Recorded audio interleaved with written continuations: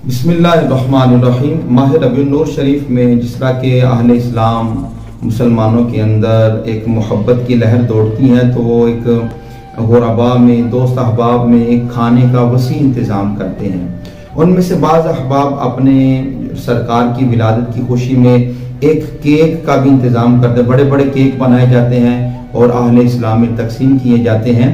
लेकिन उन केक पर मेरे दोस्तों जश्न ईद मिलादुन्नबी लिखना, या उस केक पर मरहबा या मुस्तफ़ा लिखना, रसूलुल्लाह का नाम लिखना, या ऐसे मुक़द्दस कलिमात लिखना, फिर उन कलिमात को छुरी के ज़रिए किसी भी चीज़ के ज़रिए काट देना, ये इन नामों के अदब के ख़िलाफ़ है।